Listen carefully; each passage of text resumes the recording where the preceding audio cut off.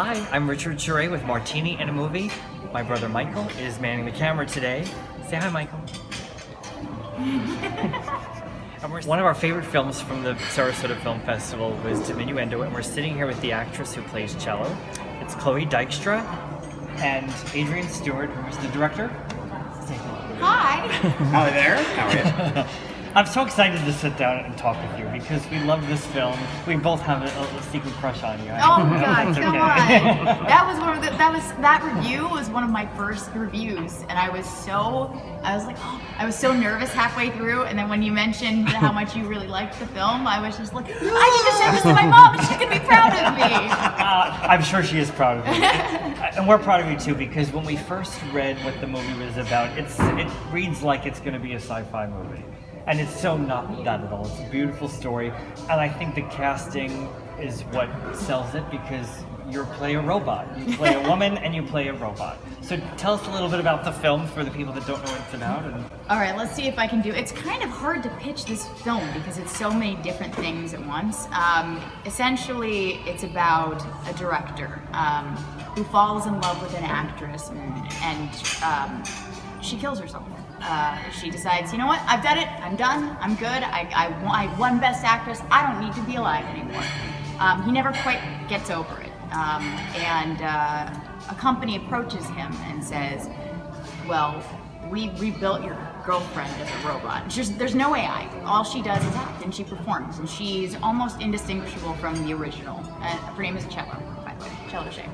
And we would like you to direct a movie about her life.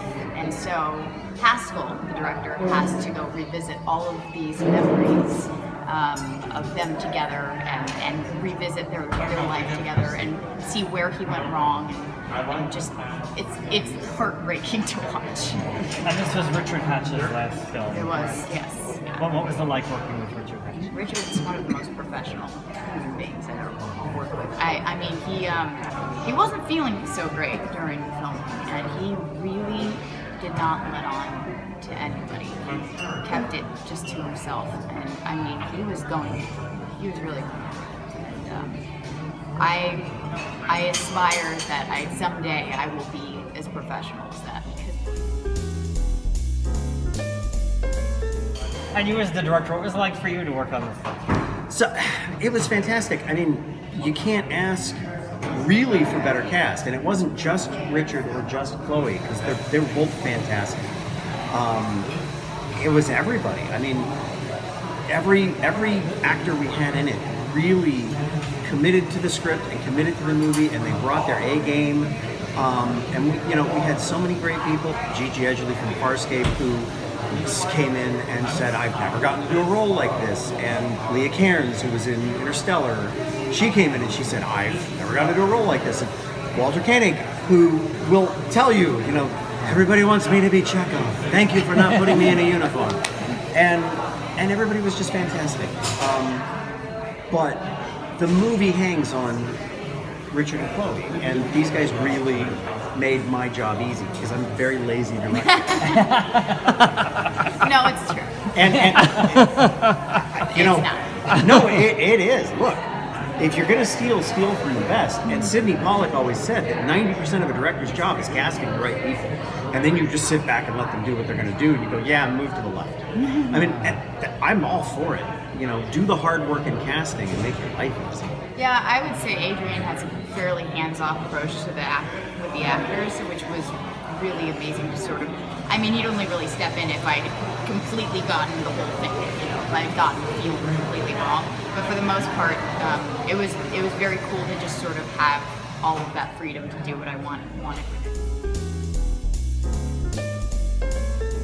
I saw the final cut of the film for the first time last night, and So you hadn't seen it before? I'd seen a rough cut, but I hadn't seen the final cut, and I was very, very happy with it. But and when she says rough cut, it was horrible. It was not horrible. It was horrible. No, it never should have been shown to living human beings.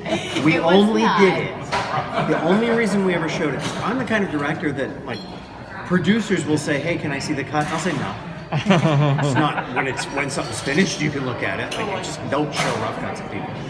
But we had scheduled it because we were trying to get it shown, hoping that Richard would make it.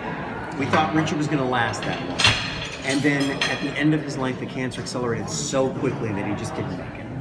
But everyone else wanted to go ahead and have the screening. So we did that, and it was really more of a memorial for Richard because the movie was horrible.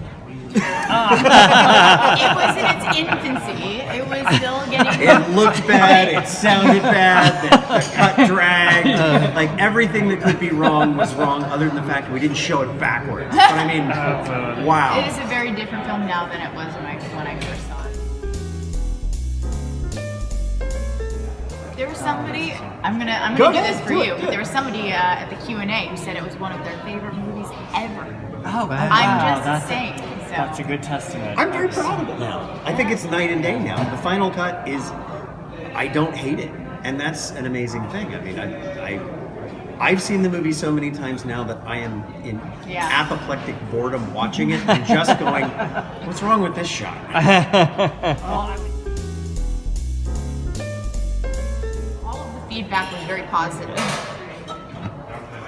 Except one gentleman who felt that there was gratuitous sex and gratuitous language, gratuitous sex. You could have told this story better without all the sex, without all of the foul language, without all of the drug use. I just don't think that was necessary.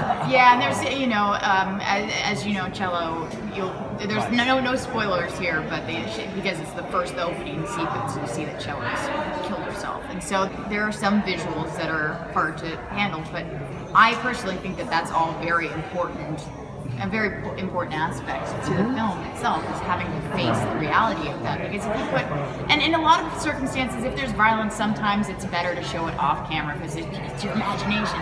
But I think in this case, because there's the doll and you don't know what's real and you don't know what's not real, to see the reality of the sex, which by the way, not that graphic. I was expecting, considering how much we shot, I was like, but it was not graphic hardly at all. But to see everything in its reality, I think really grounds the film. Yeah, I agree with you, and I think it's, and again, without giving it away, once you see the whole film, I think it puts it in context and perspective without making it gratuitous. It's not gratuitous. It's not gratuitous. I don't think it is either.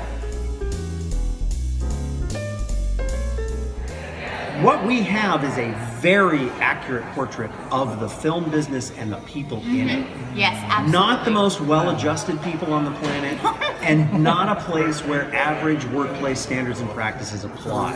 Wow. So the language and the actions of these people are appropriate, and then, part of the movie is Haskell making a movie of his life, and so those same things, which are really just only between Haskell and Cello, you see mirrored with the actors playing Haskell and the doll.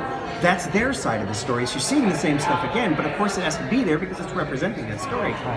But the real world people, like David, who owns Lifeform, Yesun, who made the doll, they never swear at all. Because that's how they're written. They're written to be normal, professional human beings, not the people in the film industry. So, For the record, we're not that bad. If you see the film, we're not that bad.